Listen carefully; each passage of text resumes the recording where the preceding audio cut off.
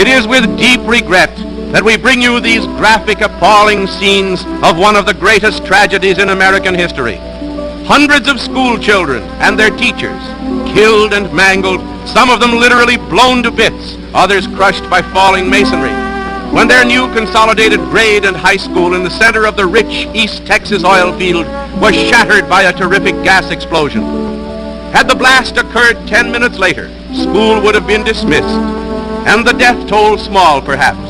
But it struck when only the lower grades and a few others had left, catching almost the entire student body in an inferno of flying debris and falling walls. There was no warning.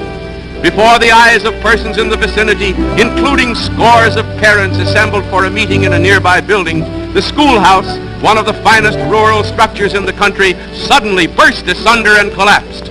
In the remaining hours of daylight and through the long, terrible night, the scenes of the disaster were indescribable, harrowing. A wild confusion of feverish rescue work by floodlights, with their gruesome, ghostly shadows, and everywhere sobbing, hysterical parents, hoping against hope and bravely trying to identify mangled little bodies through their tears.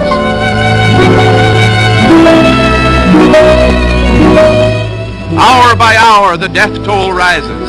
The injured, too, as rescue workers from the nearby oil fields uncover the pitiful remains of their children or break occasionally into some living tomb. There's scarcely a home in the entire school district untouched by the disaster. A disaster caused, it is believed, by gas pockets which had collected in the school's sub-basement.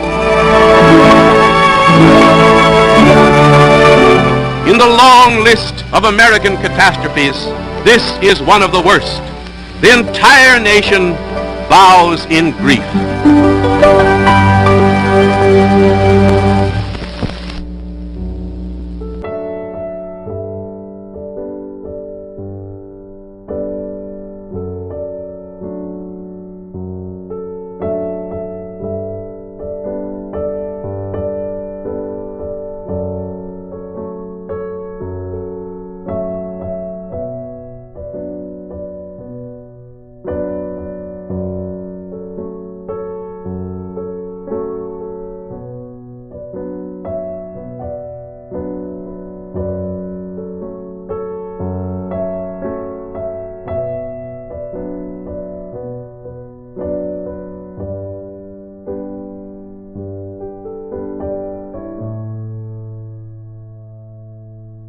John Davidson was born and raised in New London.